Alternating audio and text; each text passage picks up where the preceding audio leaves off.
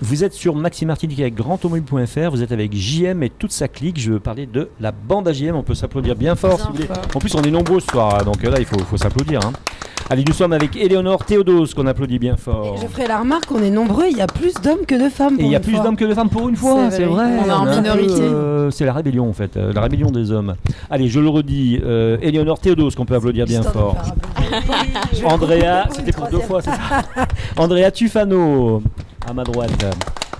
Vanille Lemouliec qui poursuit donc sa rééducation dans la difficulté, bien sûr, hein, parce que son accident était relativement grave, mais ça va. Hein, elle garde le moral et ça va. Ça va parfois, et puis parfois ça va un peu moins bien, mais ça va. Éric Rouget, qu'on peut applaudir bien fort, il est parti. Donc Éric Rouget, c'était la semaine dernière. Et c'est Jimmy pas moi. Tomer, C'est pas moi. Moi, c'est Jimmy. Jimmy Tomer, non, mais je déconne en ce moment. Je sais pas ce que j'ai là. C'est l'approche des vacances, sûrement. Alors nous remercions nos partenaires, Speedy Martinique, bien sûr, Joe Magazine, vous les connaissez bien maintenant. Crédit Mutuel Anti-Guyane, Crozatier Meubles et Décorations, on est juste à côté. Et bien sûr, l'hôtel Batelière que nous retrouvons la semaine prochaine. Oui, pourquoi nous sommes juste à côté de Crozatier ? Parce que nous sommes chez Dodge Ram Martinique. On peut applaudir bien fort Ludovic Coury, s'il vous plaît, son directeur, et Manuel Bernard, sans doute un des meilleurs connaisseurs des marques américaines Dodge et Ram, entre autres, mais Dodge et Ram en particulier, donc le meilleur conseilleur, sûrement, si vous avez besoin d'acheter un de ces véhicules, et d'ailleurs on va s'adresser à lui dans un moment. Nous recevons dans cette émission avec un vrai plaisir, eh bien non, c'est pas cette fiche-là, c'est l'autre. Nous recevrons donc avec un grand plaisir, non, c'est comme ça, c'est la vie. Grâce à Éléonore Théodose, Caroline Riva, compositrice-interprète, elle commence au solfège à 5 ans et l'accordéon à 6 ans, c'est dire. Et elle est fille d'accordéoniste et elle se révèle surdouée et participe également des concours européens pendant 5 ans consécutifs. C'est bien parce que si je voulais faire la surprise de l'instrument qu'elle jouait pour le faire deviner... C'est mort. Ah voilà. Bah oui, mais non, mais on est habitué maintenant, il n'y a plus de suspense avec Tu connais déjà le gars. C'était original quand même comme instrument. Je suis vraiment désolé. Comme la cigar box. En tout cas, à 11 ans, elle s'arrête et décide d'étudier le piano. Donc boum, là t'es morte, j'ai dénoué tous les instruments. Il est en train de me faire ma chronique. Bon, je vais m'en aller. Hein. Je m'arrête là. En tout cas, on reçoit notre partenaire aussi, c'est-à-dire Sabine Huibaud. Qu'on connaît bien. Directrice de publication de notre partenaire adoré, c'est-à-dire Joe Magazine. On peut l'applaudir bien fort, s'il vous plaît. Elle vient de sortir son numéro il y a quelques semaines, tourné sur les années 70. Magnifique. Si tu es d'accord, on y revient dans un petit moment, Sabine, et puis on brosse un peu le portrait de ce magazine qu'on peut retrouver donc dans tous les bons endroits de Martinique. On fera peut-être aussi le point là-dessus. Merci donc Ludovic de nous recevoir semaine 2 encore. Tu nous supportes encore ? Et avec grand plaisir. Ah bon ? Ça fait plaisir donc d'être là avec ce plaisir partagé. C'est joli, ça change. C'est joli, ça change un peu, hein, c'est vrai, ça nous change. C'est bien d'être dans la bagnole, j'aime bien moi. Ah ouais, ça nous fait du bien. Et à la fin, tu repars dans la voiture. Ah ouais, je veux bien faire un essai. C'est ce qu'a dit Ludovic tout à l'heure, il y a un tirage au sort à la fin, mais il n'y a que les hommes qui jouent. Donc, c'est dommage, hein. C'est dommage. Cette galanterie légendaire. Bon ben voilà, c'est la vie, c'est comme ça. C'est Ludovic qui a décidé, c'est pas moi. Oh non, on ne remet pas ça dessus. Alors, si tu es d'accord Ludovic, cette semaine, je laisse la primeur de la parole à Emmanuel, parce que je voulais savoir, tu sais, on essaie de donner des bonnes informations, et Éléonore le sait, parce qu'elle le répète souvent, de la vraie information dans cette émission, et je voulais savoir que quand on franchit cette porte, quel conseil on doit avoir ? Est-ce qu'on a une voiture en fonction de ce qu'on doit en faire, de ce qu'on veut en faire ?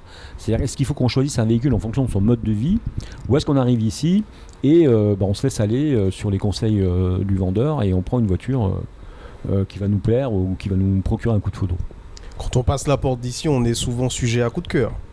Mais au-delà du coup de cœur, oui, on est là pour conseiller le client sur les besoins qu'il a, naturellement. On a tout un process de vente, bien sûr. L'idée, c'est de satisfaire le client et qu'il soit content de son achat, qu'il puisse utiliser son véhicule par rapport à ses besoins. On a beaucoup de professionnels.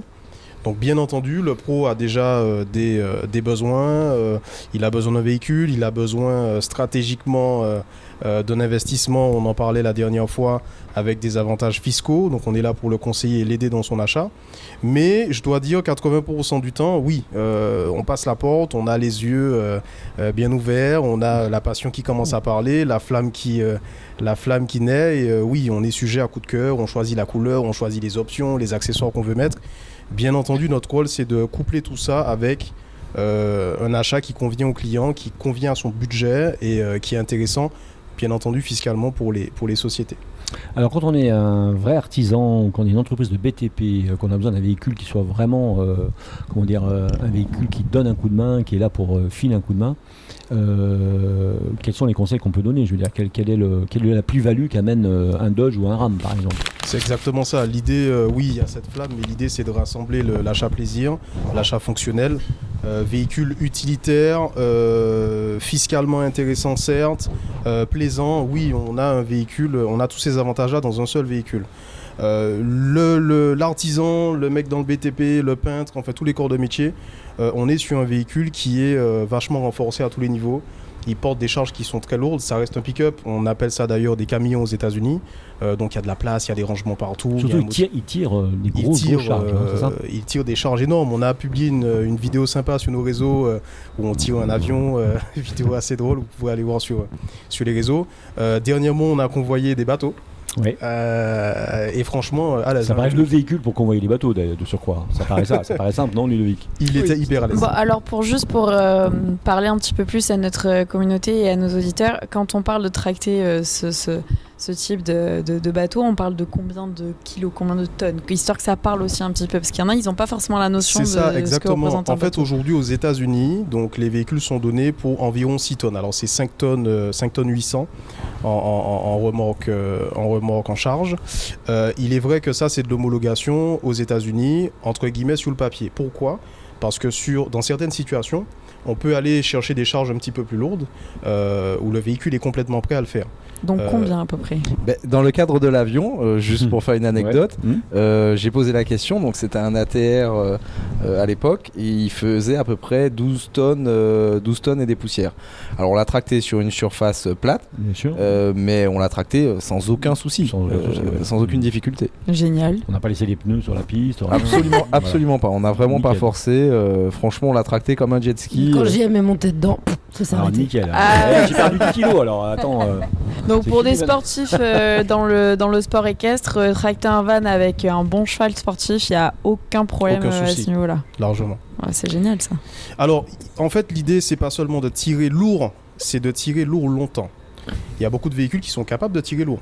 Lourd est bien parce que le transport. Moi, je parle vraiment de la mobilité, de se déplacer, d'aller d'un point A à un point B. Exact. Par exemple, avec un van, avec 2 chevaux, quand on fait du sport équestre, qu'on va en concours, qu'on se déplace, qu'on a aussi tout l'attirail qui va avec dans le coffre. Ça charge, on les etc. Bien sûr, on les charge. Bien évidemment. Et effectivement, les véhicules sont renforcés. Ouais, ils sont renforcés à ce niveau-là. Ils ont même des systèmes de remorquage, des modes de remorquage installés sur le véhicule pour que ça aménage la boîte, le moteur, etc. L'arbre de transmission est renforcé. Donc oui, c'est tiré lourd, mais c'est tiré lourd longtemps. C'est fiable pour effectivement travailler longtemps avec. Donc la plus-value est réelle quand on passe d'un pick-up classique, on va dire, moins puissant, peut-être tout aussi intéressant, mais moins puissant, moins fastueux. D'accord. Donc, quand on passe à un RAM, par exemple, donc on voit une plus-value réelle sur le chantier, par exemple. Oui. Chantier boueux pendant nos pluies qui vont peut-être arriver là, ou qui sont déjà passés d'ailleurs. Justement, je rebondis sur ce que tu dis. Ouais. Quelle est la proportion de professionnels et de personnes privées qui achètent ce type de véhicule? C'est parce qu'elle a raté la première émission. Oui, c'est ça. Elle était pas là. C'est pas grave, on redit c'est bien, mais on redit c'est bien. On était à la dernière étude à 86% de professionnels. Oui, les 3/4 des clients clairement sont des pros, bien qu'on a énormément de passionnés qui n'osent peut-être pas sauter le pas parce qu'ils se disent c'est destiné seulement aux pros, sauf que non, on a vraiment un véhicule. Moi, pour mon usage perso, j'ai des enfants. J'utilise pas ma benne tout le temps, mais j'ai mes sièges isofixes à l'arrière, j'ai mes 2 petits bouts de cheveux avec moi. On met les enfants dans la benne derrière, c'est bon. Oui, occasionnellement. Oui. Non, mais je veux dire en usage, vraiment, c'est une voiture qui est très polyvalente. D'accord. Alors petite question juste, là on parle de RAM, mais pour Dodge, la part de la cible est différente. Ah oui, complètement. Non, mais là on est à 100%. Justement, on allait venir, mais c'est bien que tu poses cette question parce que c'était la question. C'est très bien ce que tu dis. Voilà, parce qu'en fait, j'allais te dire, on a parlé de RAM, on a parlé, c'est bien parce qu'on a parlé donc des pick-up. Mais alors après sur la partie des véhicules qui sont derrière nous, donc les Chargers, les Challengers, du Fast and Furious. Quelle est la clientèle finalement? Quel est le profil, je veux dire, de la clientèle? Aujourd'hui, clairement passionné. De toute façon, je pense qu'on le sait. Maintenant, on est clairement sur du client particulier. Malheureusement, c'est des véhicules qui sont aujourd'hui assujettis au malus.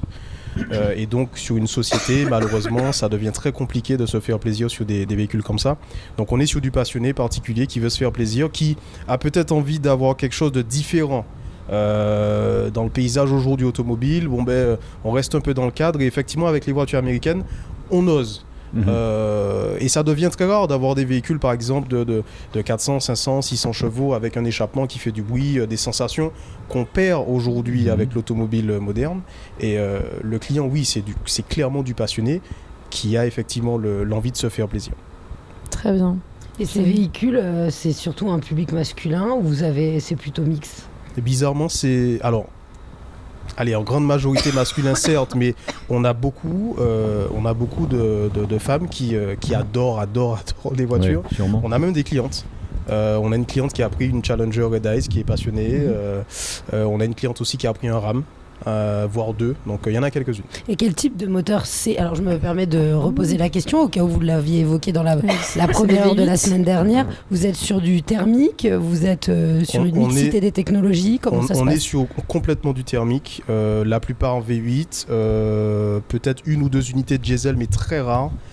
Très difficile à avoir, essentiellement du V8, contrairement à ce qu'on pense, et la majorité de nos clients sont inquiets au début mais rassurés après. On a un système variable des cylindres qui nous permet de contenir la consommation. Elle est élevée certes, il ne faut pas se mentir, mais c'est relativement contenu. On est sur du V8 atmosphérique fiable, facile à entretenir, coupleux, le son du moteur génial. Et puis bientôt, Stellantis développe effectivement des moteurs hybrides et des moteurs électriques qu'on verra dans les années à venir. Voilà ce que j'allais dire. Parce que c'est 2025 en gros. Ouais. 2025. Ils ont commencé à annoncer, on n'a pas encore toutes les infos, mais on se dirige vers ça. On verra bien où ça nous mène. Mais forcément oui, une adaptation par rapport au marché qui va complètement. Tous évoluer les à la constructeurs législation. sont en train de suivre la tendance.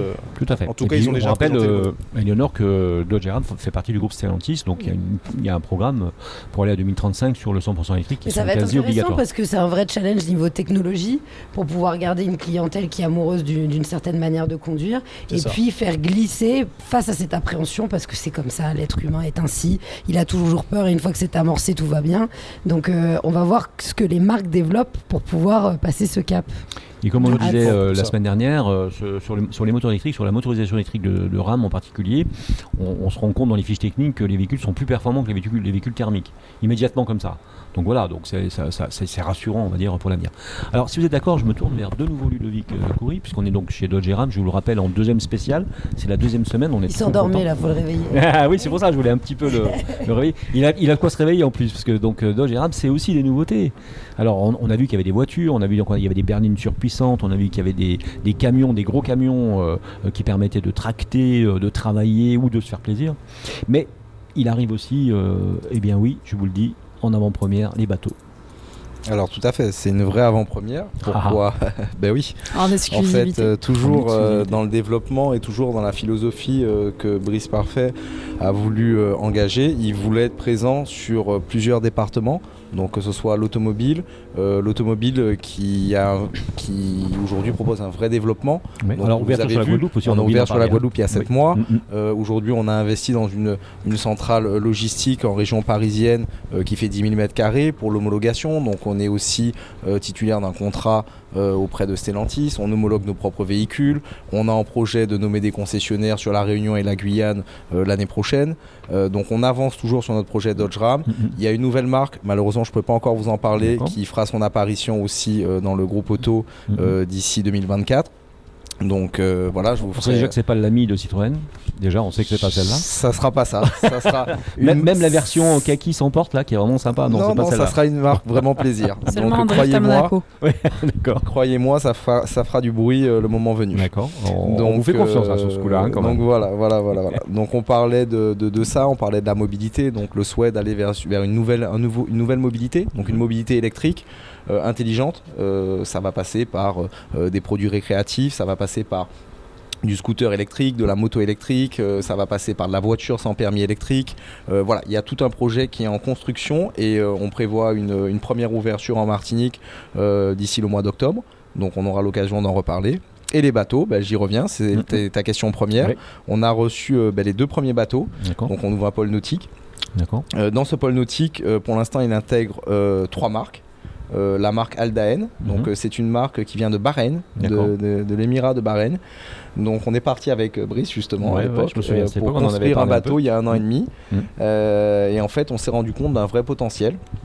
Pourquoi ? Parce qu'on a voulu proposer aujourd'hui un bateau avec un rapport qualité-prix qui était très attractif et adapté à notre marché. Donc on a revu la conception totale de ce bateau. Oui, vous aviez pu le faire sur place. Tout à fait. Vous étiez avec le concepteur véritablement. Ils nous ont laissé sur-mesure entier. Du sur-mesure de A jusqu'à Z. On a mis 1 an à le concevoir. Le constructeur nous a laissé carte blanche dessus et on a reçu les 2 premiers hier. Donc les 2 premiers sont visibles aujourd'hui en marina. Alors on n'a pas encore de concession attitrée. Ça viendra peut-être plus tard. Mais on a reçu un 31 pieds et un 37 pieds de la marque Aldaen. Viendra après la marque Glasstream, qui est une marque américaine, sur laquelle on proposera une vraie gamme de bateaux, du 20 pieds jusqu'au 36 pieds. Et une marque d'équipement marine, Rockford Fosgate, qui est une marque américaine. Donc c'est équipement sono marine. Alors pas que marine, mais spécialité première sur le nautique. D'accord. On proposera peut-être même de faire des essais, parce qu'on en a parlé un petit peu. On fera peut-être les premiers essais bateaux. Tout à fait. Avec vous, c'est un grand plaisir. Bien sûr. On en a discuté en off juste avant l'émission et on va prévoir avec toute l'équipe de la bande AJM un vrai essai nautique et du coup pouvoir vous faire partager un peu nos aventures entre guillemets que vous partagez déjà avec nous depuis le début. Bien sûr, avec grand plaisir, c'est sûr. Alors dans l'actualité de Dodge Ram, il y a donc les bateaux, on l'a vu, mais est-ce qu'il y a d'autres choses qui vont arriver aussi? Parce que donc quand on rentre dans la concession, je l'ai dit en émission 1, on voit des vélos, on voit comment dire, des kartings, on voit des trottinettes. Tout à fait, ça va dans le cadre de ce projet de mobilité. Donc on en a discuté avec, comme je te disais, l'ouverture d'un premier magasin qui aura lieu d'ici le mois d'octobre, qui regroupera vraiment tous ces accessoires et tous ces produits de mobilité. Emmanuel, pardon, quand tu es dans Manuel, quand tu es dans le... Putain, décidément, j'ai une semaine difficile. Manuel, quand tu es face à tes clients, donc est-ce qu'il y a une demande aussi à ce niveau-là, déjà bateau, etc. Est-ce que tu en parles déjà? Est-ce que tu sens des frémissements? Oui, on en parle, mais en fait c'est complètement... c'est un autre marché encore. Oui, et c'est plutôt complémentaire pour le client professionnel qui a son pick-up. Disons qu'il a déjà l'outil pour tirer son bateau, donc on surfe dessus forcément, mais on a déjà des clients qui ont leur propre bateau, qui ont envie de renouveler effectivement leur acquisition, donc oui, c'est complètement complémentaire. Vous faites des packs, une voiture achetée, la remorque offerte là. On y réfléchit, un bateau offert le vendredi. Tiens, elle est forte cette Andrea. Le tirage au sort. Dans le commerce, hein. Ouais, c'est ça. Bon, en tout cas, on va faire une petite pause publicitaire si vous êtes d'accord. Je pense qu'une des premières clientes, ça sera sans doute Éléonore quand même. Je la sens bien sur les bateaux. La première quoi? Excuse-moi. La première cliente, ça sera première cliente d'un bateau. Ah oui, sûrement. Je pense bien dans le vent à la James Bond Girl. J'adore. Ça, Puis alors, Éléonore sur un bateau sur la côte de Fort-de-France, là, ça va être vraiment génial. Moi, je veux bien filmer en tout cas. On fait la pause publicitaire, on se retrouve dans un moment. À tout de suite. On est chez Dodge Ram, à tout de suite.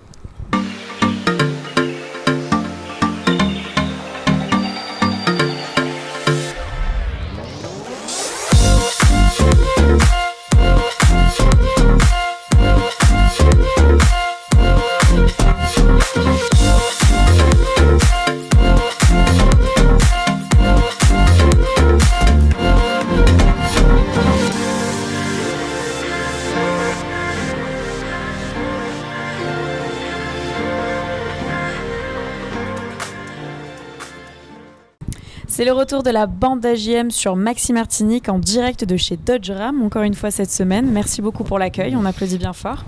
Merci à vous.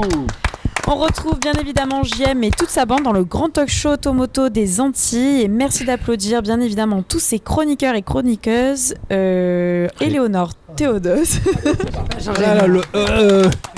Elle a oublié son nom. J'ai fourché. Vanille Le Moulier qui malheureusement n'est pas parmi nous aujourd'hui. Jimmy Thomer et JM bien évidemment comme d'habitude. Avec bien sûr Andrea Tufano. Un grand merci à vous tous et surtout un grand merci à nos partenaires Crédit Mutuel Antilles-Guyane, Speedy Martinique et ses 6 centres de réparation. Merci à Jo Magazine qui est bien évidemment est parmi nous ce soir. Merci à Crozatier Meubles et Décorations juste à côté de chez nous. Alors si vous êtes d'accord justement, on va parler un petit peu de Sabine Wibo. Pourquoi ? Parce que voilà, le magazine Jo, le dernier magazine Jo est sorti. On rappelle qu'il est semestriel. Et là, on nous sort un biannuel. Biannuel, pardon. Biannuel. Décidément, ça continue, c'est pas grave. C'est pas grave. J'aime la baffe, voilà. c'est ça. Et tu sors un spécial 70s, on va dire. Oui. Les années magnifiques. 70s avec des vieilles bagnoles. Et voilà, et là on est dans le futur. Ouais. On est assis. Et là, on est dans le passé un petit peu avec le. Et j'espère avoir Dodge dans mes pages prochainement, parce que il est Guadeloupe, c'est le même magazine sur la Guadeloupe, Martinique, Guyane. Donc une large diffusion, donc déjà, faut déjà le dire. Oui. Ils sont à combien d'exemplaires? 40 000, je crois. 40 000 exemplaires, et il y a 20 000 qui arrivent dans les boîtes aux lettres des clients des boutiques Prestige, Grain d'Or, Poire et Cara. Et plus de 264 points de distribution, que sont les hôtels, les restaurants, les lieux de vie. Et donc c'est un numéro des années 70 avec des articles sur la coupe afro, sur la musique de ces années. Comme d'habitude, très éclectique. Enfin, sur un thème, généralement sur un thème, mais très éclectique. Et tu pars un peu oui, c'est sur un thème. Pardon ? Beaucoup de féminin, beaucoup de présence féminine. Oui, enfin là, bien sûr, qui fait quelques belles photos, je trouve, qui ont été faites par un artiste, un photographe guyanais. Mathieu Delmer. Et surtout, il est accompagné aussi d'une styliste et décoratrice qui s'appelle Nina Alenpo, son nom de scène. Elle a fait récemment des coiffes pour Lazara pour l'Eurovision. Et elle a travaillé avec moi avec nous, puisque c'est toute une équipe, pour le stylisme et la décoration. Et les photos ont été shootées à l'habitation La Comté en Guadeloupe. Et voilà. Et au-delà de la photo de mode, c'est-à-dire qu'on peut s'attendre dans des magazines de ce type à vraiment avoir une valorisation du mannequin ou du bijou. Là, c'est tout. C'est-à-dire que c'est vraiment léché, les objets, l'ambiance, les coiffures. Vraiment, l'image est magnifique. C'est un très beau travail. Et moi, ce qui m'a vraiment impacté sur ce numéro, c'est les couleurs pastel de la couverture qui, je trouve, attirent vraiment le regard et qui est complètement à l'opposition au final du précédent qui lui était très sombre, très chaleureux, très terracotta, très... Alors, c'est deux univers différents. C'est pour ça qu'on s'est permis. Le JO 21, c'était territoire. C'était un peu ambigu avec une couverture qui a fait parler parce qu'on ne savait pas si c'était un homme et une femme. Mais j'ai fait la révélation il n'y a pas longtemps sur Instagram. Je les ai montrés de face. C'est un homme et une femme. Et les photos étaient shootées en plein cœur de l'Amazonie, à Sault-Lucifer. Voilà, on en avait parlé sur le plateau. Et là... Et c'est pour ça que j'ai mis une blonde après. Oui, très sémantique. La question aussi s'est posée. Équilibrer un petit peu. Pour équilibrer, voilà. À chaque fois qu'il y a un choix éditorial, on pose la question. Moi, je l'ai eu à travers ce magazine. Certaines personnes à qui j'ai pu le distribuer en Martinique m'ont dit mais pourquoi on veut pas de blonde. Voilà. Avant, Sabine l'évoquait, il y avait eu peut-être des critiques, en tout cas des surprises par rapport à la précédente. Ce qui montre bien que vous n'êtes jamais dans quelque chose d'acquis, vous essayez de surprendre. Il y a vraiment une recherche et on retrouve dans chaque numéro ce côté ambiance. L'Amazonie, on sentait l'humidité en regardant les photos, on sentait la transpiration, on sentait c'était magnifique. Et puis il y a une forme d'universalité. On a pris des risques en plus. Il y a une forme d'universalité chez Sabine Muibo dans sa façon de diriger le magazine. On sent bien que c'est totalement éclectique, que ça mélange les genres, les gens. Le style de gens, alors j'aime bien totalement retrouver unisexe presque, j'ai envie de dire. J'aime bien retrouver. Déjà, c'est un magazine Guadeloupe, Martinique, Guyane, et pour moi, il faut que on sache ce qui se passe en Guyane, en Martinique et en Guadeloupe. Et il y a des talents sur les 3 îles. Et il faut arriver à les trouver déjà. À trouver la synergie pour. On avait fait un numéro sur les stylistes. On avait pris les stylistes Guadeloupe, Martinique, Guyane, et sur l'architecture, on avait parlé de l'habitation Zévalos en Guadeloupe, de la tour Lumina ici, et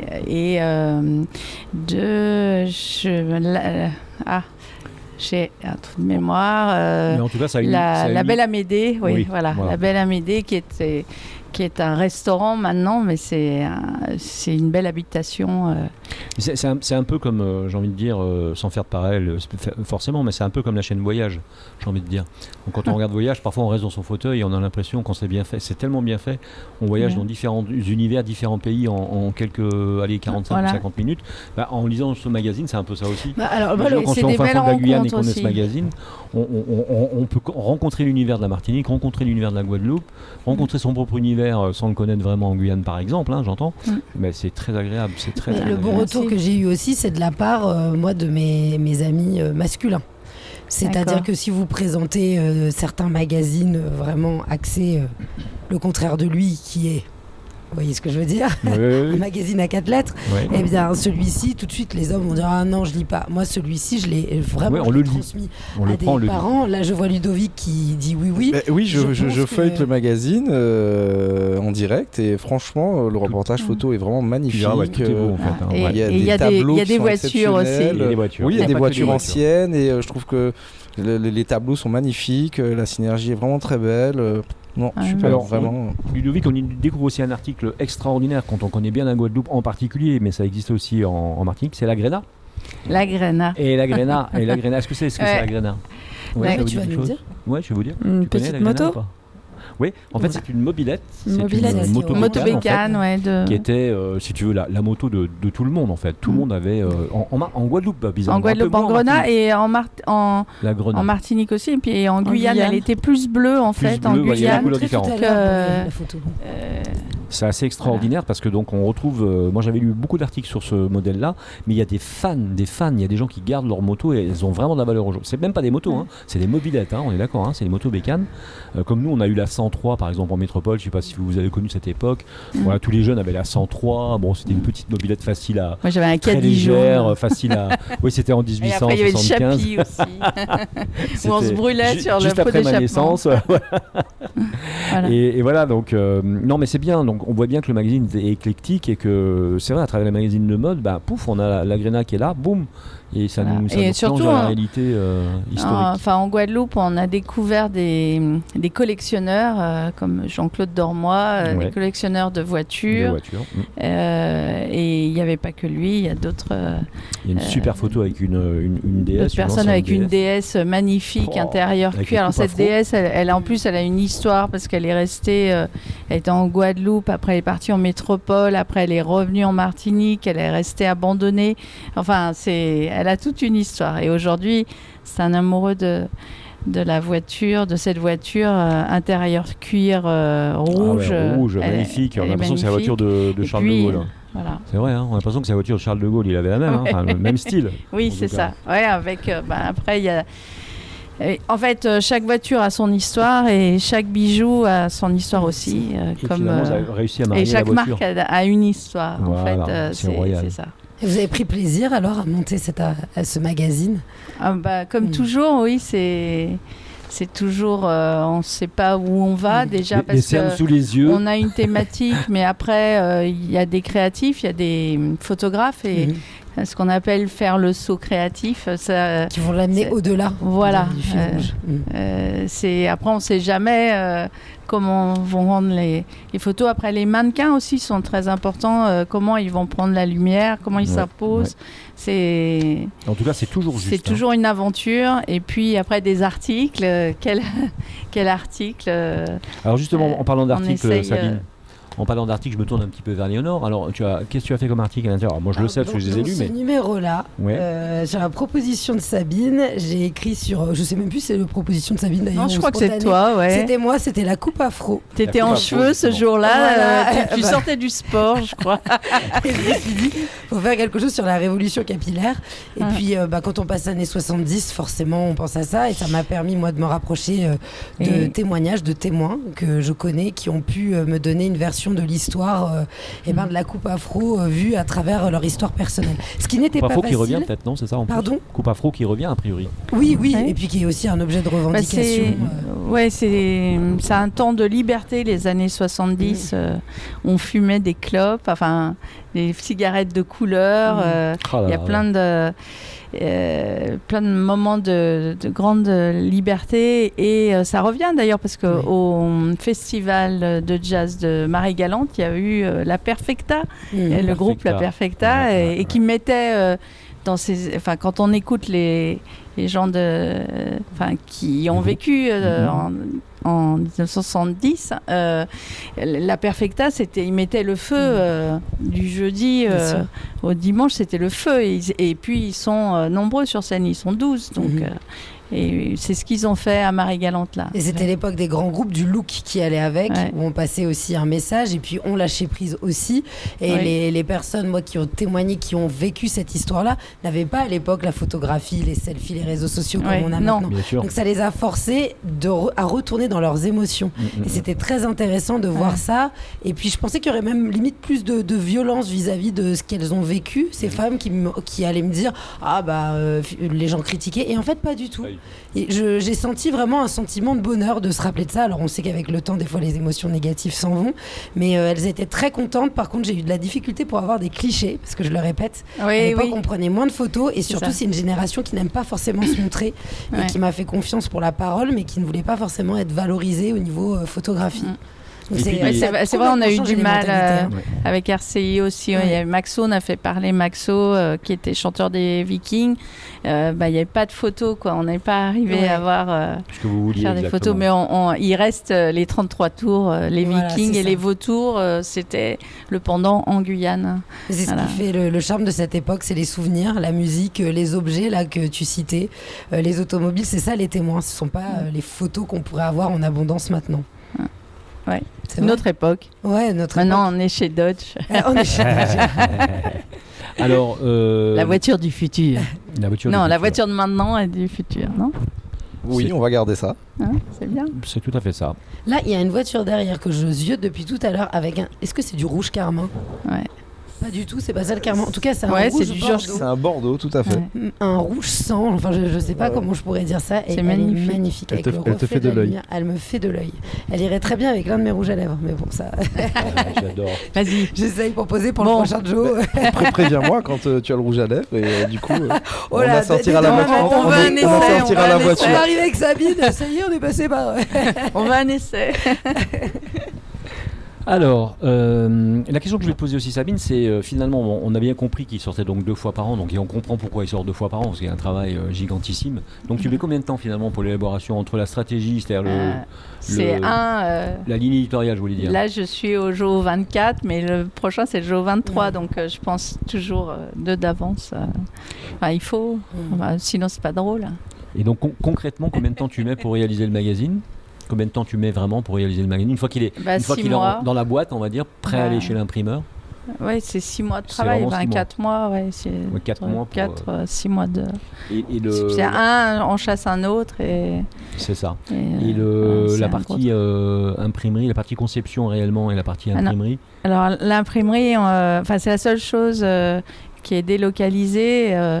Quand il appuie sur le bouton, 4 heures après, c'est imprimé. Vous avez 4000. C'est la première imprimerie de Belgique et la 4e d'Europe. Donc, il ne faut pas se tromper.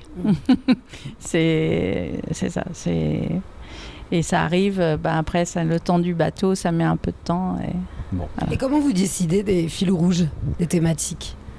C'est collégial ou c'est une inspiration ? Non, c'est un peu moi, Après, c'est avec la direction aussi, ils ne comprennent pas tout le temps, mais bon, après, ils laissent faire. Le territoire, c'était osé parce que on est parti en Guyane avec beaucoup de valeurs.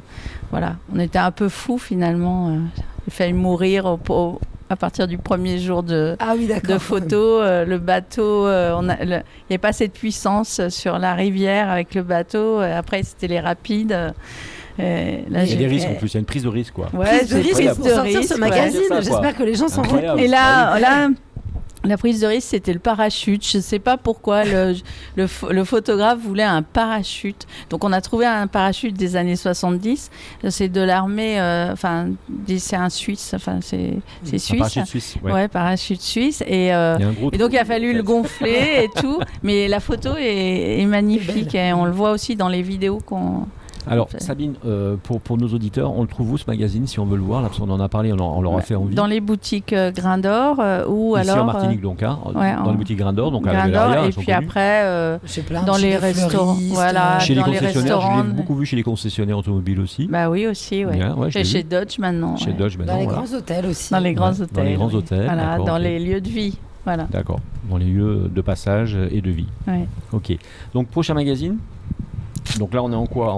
Ce sera pour Noël. Pour Noël, pour la période de Noël. Novembre. D'accord. Léonore, tu connais déjà tes sujets ou pas? Ah bah oui. Oui, parce qu'elle travaille depuis au moins 2 mois dessus. Ça y est, c'est fait. Déjà. Bon. Ouais. Elle a tout fait, oui. Eh ben, c'est super. Quasiment. À 90%. On va laisser. Ludovic, toi qui es hyper créateur et tout, un magazine Dodge Ram, non? Pas encore? Oula. Je sais pas, je pose la question. Non, chacun son métier. Ouais. On va essayer de rester sur nos plates-bandes. Maintenant, effectivement, j'ai feuilleté le magazine. Franchement, je suis épaté par la prise de risque. Parce qu'on voit véritablement la prise de risque, on ressent de la passion dans ce magazine. Ça se voit tout de suite. Et c'est véritablement rafraîchissant. Alors forcément, ça nous parle. Nous, on est constamment dans cette innovation, cette prise de risque, pardon. Et du coup, ça se ressent dans la créativité. On sent qu'il y a de la créativité, on sent qu'il y a énormément de travail derrière pour sortir un contenu d'une telle qualité. Et on ne peut être qu'admiratif devant tout ce travail. Et puis c'est pas... Pardon, vas-y. Ouais, et on renoue avec le plaisir d'avoir un magazine dans la main. Oui. Parce qu'à présent, toutes les personnes sont sur leur téléphone portable, leur tablette.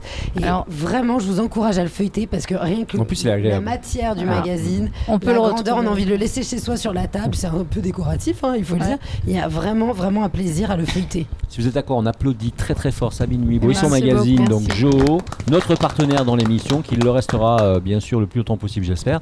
Oui. Et donc on te souhaite vraiment bon courage pour la suite et tu reviens nous voir dès que tu as de l'actualité, tu le sais, de toute façon. Donc si vous êtes d'accord, on fait une petite pause publicitaire, on applaudit encore Sabine. Je vous remercie. Et on se retrouve dans un petit moment. À tout de suite.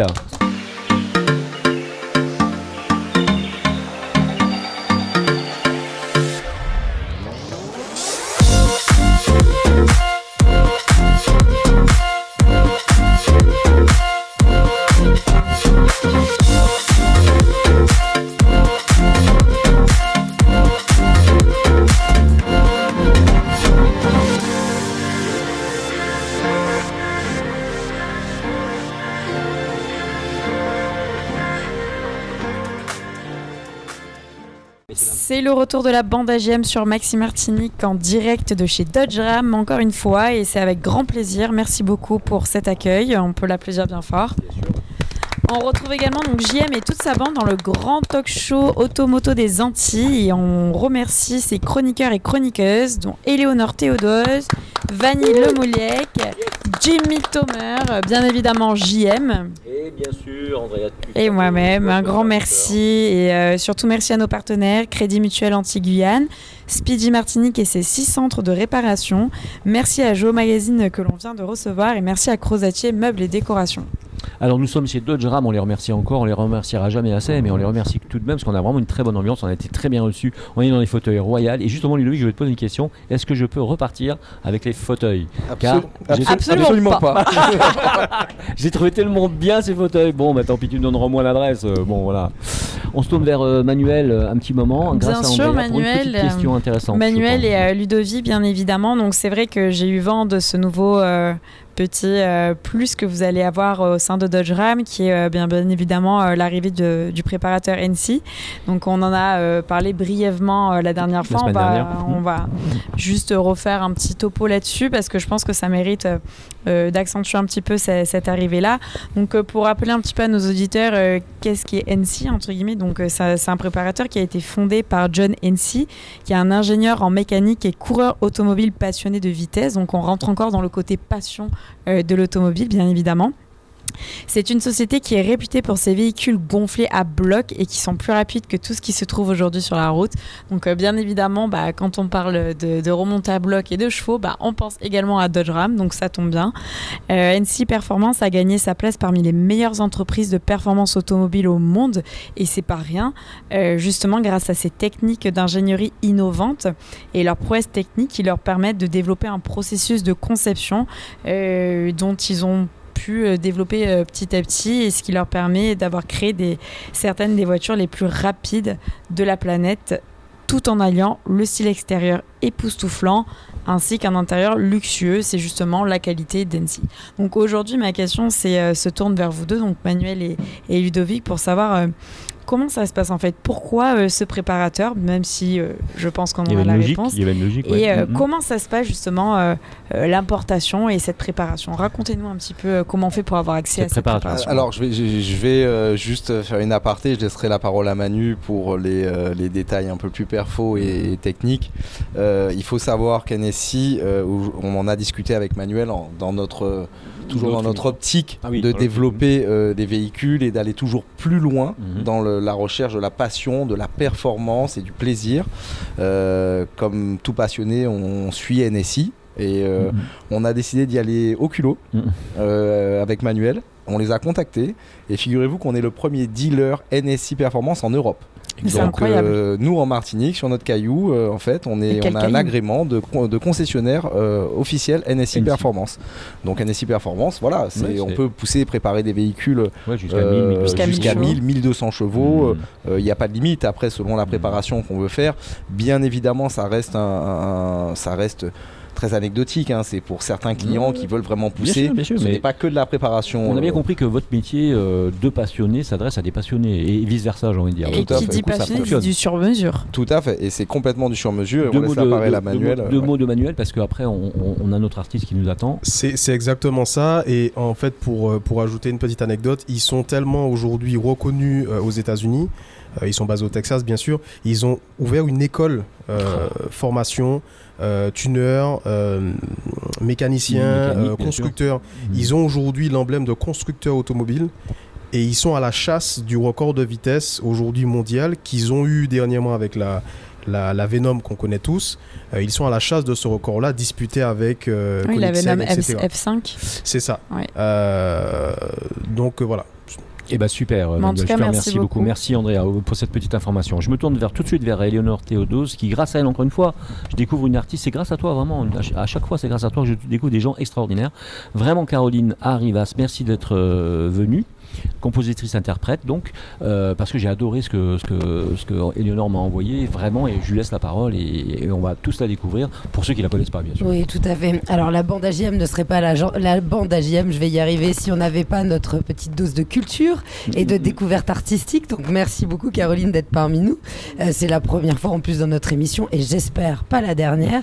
Alors, ce qui est original, mais malheureusement, JM, je ne vais pas pouvoir faire découvrir au reste de la bande quel instrument de prédilection vous avez. Il s'agit de l'accordéon. Il l'a dit dès le début de l'émission. J'ai cassé la baraque. Il a cassé le suspense. Bon. On s'est pas appelé, on aurait dû s'appeler avant. On aurait dû s'appeler avant parce que quand même, c'est rare de nos jours d'avoir une artiste qui soit aussi polyvalente, parce qu'il n'y a pas que l'accordéon, il y a aussi le piano, qui chante, qui fasse des tubes actuels, qui parle de plein de sujets qui nous touchent en tant que femmes, même en tant qu'universaliste. Alors, je sais, parce que j'ai lu la biographie avec grand intérêt, que votre papa avait été déjà très connu dans l'accordéon. C'est lui qui vous a passé cette passion. Alors, j'ai hérité de son don. Donc oui, en effet, mon père, Antonio Rivas, donc un grand maître, on dit maître accordéoniste, donc de musique colombienne. J'ai pas du tout grandi avec lui, mais j'ai pris son don. Voilà, on s'est rendu compte apparemment très tôt. Moi, je me rappelle pas, quand j'avais 2 ans, que je chantonnais déjà. Donc les maîtresses, elles ont dit, la petite, elle a l'air douée. Ma mère, elle s'est dit, attends, le père, c'est un grand artiste. Peut-être qu'on va essayer de lui trouver des cours. Bon, dans les années 80, l'éveil musical n'existe pas. Personne ne veut me prendre parce que je suis trop petite. Et puis, il y a quand même un prof qui dit, moi, je peux l'apprendre à partir de ses 5 ans, lui apprendre à lire le solfège, et je donne des cours d'accordéon. Donc là, ma mère, elle a vu un signe, elle a dit, quand même, il y avait une chance sur combien, allez, on essaye. Et en effet, c'est vrai que, ça a été... comment dire, moi on m'avait expliqué que si je jouais bien j'avais une coupe en or, donc c'est la seule chose que j'avais compris. J'avais bien compris ça étant petite, et à 10 ans je me suis retrouvée championne d'Europe d'accordéon. D'accord, voilà. Ce qui est extraordinaire. Alors pour les gens qui ne connaissent pas cet instrument au sens de la technique, c'est difficile puisqu'il faut savoir manier la main droite et la main gauche de manière autonome, et puis c'est et l'aspiration finalement aussi. Et puis on voit rien en fait, c'est surtout exactement ça. Quand tu fais guitare ou piano, tu arrives à voir un peu ce que tu fais. Accordéon, il faut tout apprendre par cœur. On dit ça en général, l'accordéon et les violons, 2 instruments très difficiles généralement. C'est ce qu'on dit. Donc il y a eu d'abord l'amour pour l'accordéon. Comment est venue ensuite la maîtrise du piano? Alors l'accordéon, on va dire que j'étais dedans, je me suis pas trop posé de questions, j'étais petite.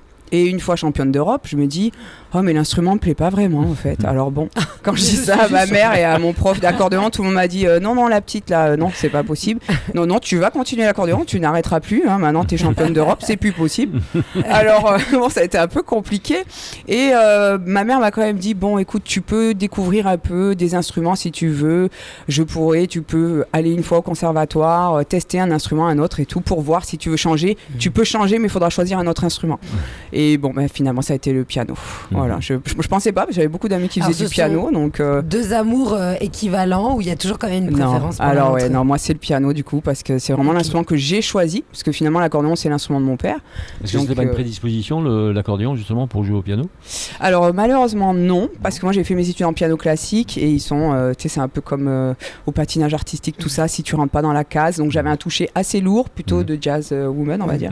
Et du coup en classique, ça a été un peu compliqué. J'ai fait tout le cursus, mais justement, on me reprochait de ne pas avoir un toucher de vrai pianiste. Bon, voilà. Et en tout cas, moi, c'est vraiment le piano, quoi. J'ai même fait un tatouage, là. Ça fait 10 ans que j'ai mon piano dans le dos. Je suis tombée amoureuse du piano. Alors, vous êtes passionnée, vous êtes aussi une femme aventureuse. Vous n'êtes pas restée dans la ville dans laquelle vous étiez originaire. Vous avez voyagé, vous avez été amenée notamment à aller à Marseille, c'est bien ça, être dans le sud de la France, là où vous avez pu exercer en tant que professeur. Oui, j'ai commencé dans les quartiers nord de Marseille. C'était sportif à l'époque. Alors, où ça, par curiosité? Parce que je suis la Marseillaise du plateau.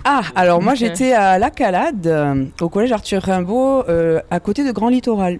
Oui, donc voilà. La zone défavorisée. Voilà. Ah oui, non, elle était... la zone où on passe juste à l'autoroute. Ouais. Donc, bon, ça et au conservatoire de Marseille, un passage ou... Oui, alors moi, j'ai fait mon bac musique à Marseille, en fait. Déjà, je me suis spécialisée tôt, puis il n'y avait rien là où j'habitais. Donc, j'étais au lycée Thiers et au conservatoire. Le lycée Thiers qui fait la jonction avec le conservatoire. Le conservatoire, voilà, j'ai fait mon bac là-bas. Après, j'ai enchaîné mes études à Montpellier. Et puis, une fois que j'ai eu tous les diplômes, conservatoire, fac, UFM, et je suis revenue à Marseille enseigner. Voilà. Et la transmission, qu'est-ce que ça vous a appris en tant que musicienne? Est-ce que ça vous a enrichi? Ah oui. Alors bon, c'est un public qui est pas facile, faut dire la réalité. Parce que moi, après, j'ai été mutée en Martinique, donc j'ai enseigné à Rivière-Salée, à d'autres communes. Concrètement, c'est pas le même métier du tout. Être prof dans les quartiers de Marseille et puis être prof ailleurs, il y a quand même une grosse différence. Et moi, ce qui m'a enrichi avec ces enfants-là, finalement, c'est que ils sont perdus. Et j'ai envie de te dire, je pense que personne ne naît vraiment mauvais. C'est juste des gens qui souffrent. D'accord. Tu vois, et du coup, une fois que tu arrives à les motiver, parce que moi j'ai de la chance, j'étais prof de musique, pas prof de maths ou de français. Et donc, une fois que je suis arrivée là-bas, j'ai fait un peu la sister act, quoi. J'ai commencé à monter une chorale, à les motiver. Au début, ils ont voulu commencer à rigoler, à faire n'importe quoi. Bon, moi, ma mère est CPE, donc c'est pas comme ça que ça marche à la maison. Donc, dans ma salle non plus. Et une fois que je les ai accrochés, j'ai eu vraiment de la chance d'être dans un collège défavorisé, puisque tous les crédits, dès que j'ai voulu faire des projets, on m'a tout accordé. Donc, j'ai monté plein de choses. J'ai fait des spectacles, on a fait des spectacles à l'Alhambra dans des grandes salles. J'ai monté un atelier de danse puisque j'adore le hip-hop aussi avec les enfants. Voilà, on a fait. C'était une époque très enrichissante justement. Et surtout le plus beau, le plus beau cadeau, c'est quand tu passes devant on va dire la grosse racaille du collège. Et qu'il finit par te dire bonjour Madame Rivas. Alors là tu te dis bon ça y est, Mohamed m'a dit bonjour, mon Dieu. C'est ça ma coupe en or. Voilà. Ouais. Mais ça me rappelle quand même juste une petite parenthèse, moi qui écris un peu des fables, j'ai été invité par l'éducation nationale à Dillon 2 et quand je suis arrivé à Dillon 2 il y avait une catastrophe, les gamins étaient complètement turbulents, il y avait des classes à moitié d'une autre classe, c'était la totale. Et je me suis dit à un moment donné, oui, comment je vais faire? Il parlait de fables, comment je vais faire? Qu'est-ce qui va se passer quoi? Et puis là il y a un petit gars de 3 pommes quoi, qui monte sur une chaise et qui me raconte une fable de La Fontaine par cœur. Donc oui, il y a toujours de l'espoir, même dans les milieux défavorisés. Il faut toujours faire confiance à un enfant, parce qu'il trouve toujours les ressources pour pouvoir rebondir et apprendre. C'est une belle leçon finalement. Alors pour revenir à votre art, vous êtes arrivé ensuite dans la Caraïbe, vous avez découvert la Martinique. Ouais. Ça a été vraiment la Martinique le coup de cœur. J'ai tout lâché. Mais finalement, vous avez arrêté d'enseigner. Oui, alors apparemment, je suis connue au rectorat aussi depuis cette histoire-là. Alors c'était pas un choix. À la base, j'ai monté un duo ici avec Roselyne Quémin, qui est martiniquaise, qui joue de pas mal d'instruments aussi. Et puis on a eu une proposition pour aller jouer sur Costa Croisière. C'était 3 mois et demi, la saison caribéenne. J'ai dit, mais c'est génial, on vient juste de créer le duo, on a fait un concert, on a déjà une proposition comme ça, ça va marcher, on y va. Donc j'ai demandé à l'Éducation nationale une dispo de 3 mois et demi, on m'a dit non. Alors sur le coup j'ai pas compris, mais on m'a dit tu peux faire appel Caroline. J'ai dit d'accord, ok. Donc vu que j'avais quand même joué dans pas mal de communes, je suis allée voir les maires directement, j'ai fait signer des courriers, puis j'étais relax dans ma tête, je me suis dit ça va passer, c'est bon, ils vont me la donner. Et en fait on m'a refusé mon appel. Et là, en fait, c'est posé le choix de qu'est-ce que tu fais. Ok, c'est que 3 mois et demi, mais t'es musicienne avant tout. Parce que je leur ai expliqué, moi j'aime les enfants. Maintenant, ça faisait 15 ans que j'étais prof en collège. Toutes mes collègues ont eu des enfants. Je n'ai pas eu d'enfants. Je leur ai expliqué, moi j'ai jamais été remplacée. Alors elles ont le droit de se barrer. Désolée, mais plein de fois par an, on les revoit plus. Des fois, elles font traîner tout. Et moi, je te demande 3 mois et demi, c'est pas possible. Et donc, moi, l'injustice, je suis assez sensible à ça. J'avais fait un rêve un peu mystique, donc je fais rarement des rêves comme ça, donc j'ai écouté mon intuition en fait. Et du coup j'ai démissionné, donc tout le monde a dit mon Dieu elle est complètement folle, elle part 3 mois et demi sur un bateau. Mon inspectrice elle m'a dit mais vous allez faire quoi après Madame Rivas? J'ai dit je ne sais pas, je suis pas médium. Voilà, j'ai dit je suis clairaudiente, j'entends, j'ai dit mais j'ai pas de flash, je peux pas vous dire qu'est-ce qui va se passer après. Et je me suis dit non, au bout de 15 ans parce que s'ils me refusent là cette fois-là, la prochaine fois que je voudrais faire autre chose, ils vont me le refuser aussi finalement. J'ai déjà donné tout ce que je pouvais. Vous avez suivi votre intuition. L'intuition, oui. En parlant d'intuition, et donc finalement, vous ne jouez pas seulement des instruments, mais vous écrivez aussi. Ça, c'est venu plus sur le tard de pouvoir s'exprimer et se livrer. Alors ça, moi, ça date de 2004 que je compose. J'ai eu l'opportunité en Martinique, justement, avec mes compositions, de participer aux Francofolies, donc organisé à l'époque par Marie-Josée Ali, tout ça. On a fini au Grand Carbet, super, avec tes compos, en plus, c'est pas des reprises, donc voilà. Moi, la composition, j'ai jamais voulu chanter, j'étais musicienne, tout allait bien dans ma vie, et puis en 2004, j'ai perdu mon frère, et là, il s'est passé un truc bizarre dans ma vie, tout a explosé, et puis, alors ça paraît bizarre, mais maintenant j'assume, j'arrête de me cacher, j'ai commencé à entendre de la musique dans ma tête. J'ai commencé à plus dormir la nuit, à faire des insomnies, à entendre un truc là. Je me suis dit bon, qu'est-ce que ça fait, laissez-moi dormir. Et j'ai commencé comme ça à faire une chanson, j'en ai parlé à personne parce qu'en plus les paroles ça parlait de moi. J'ai dit oh là là mon Dieu, on dit rien. Une deuxième chanson, je dis mon Dieu mais qu'est-ce que je fais, je dors plus. Je me suis posé la question si je devenais un peu folle quand même. Donc j'ai regardé un peu sur internet, j'ai trouvé ce qu'était la clairaudience. Donc je me suis dit je crois que j'ai trouvé mon diagnostic. Apparemment je suis clairaudiente maintenant.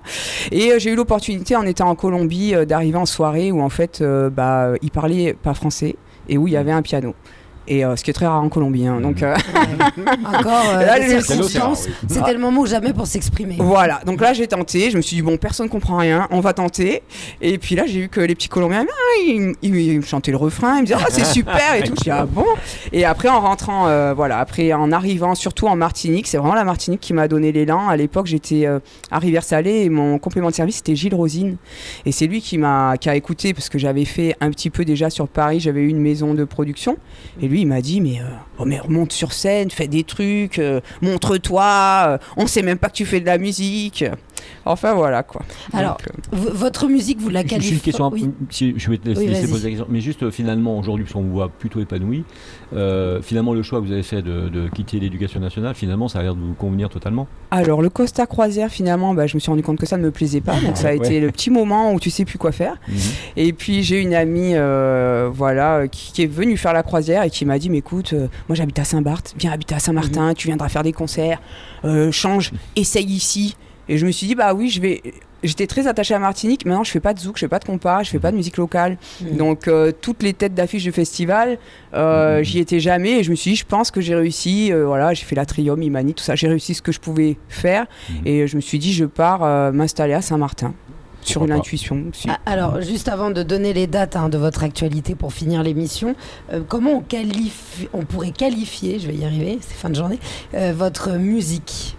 Alors moi je dis que je fais de la chanson française métissée, voilà, parce que j'ai un style qui est propre à moi, qui n'existe pas en fait, avec une voix assez grave, avec des cassures rythmiques aussi des fois, moi je crée ce que j'entends, donc je choisis pas forcément, surtout les paroles en tout cas. Et moi je dis chanson française métissée et j'aime bien puisque Véronique Sanson ça ressort souvent, et je me dis si Stromae c'est le petit-fils de Jacques Brel, moi je suis la petite fille de Véronique Sanson en mode coloré quoi. Avec des textes, surtout des textes très bien construits et intéressants. Alors pour les dates, le 21 juin, vous étiez Donc au Diamant ainsi qu'au Saint-Esprit. À l'heure du compte, c'était au Saint-Esprit. À la piscine, au Diamant. Une présentation piano-voix au sax le 24 juin. Là, vous êtes parti pour une série de concerts. Qu'est-ce que vous préparez pour les prochains mois ?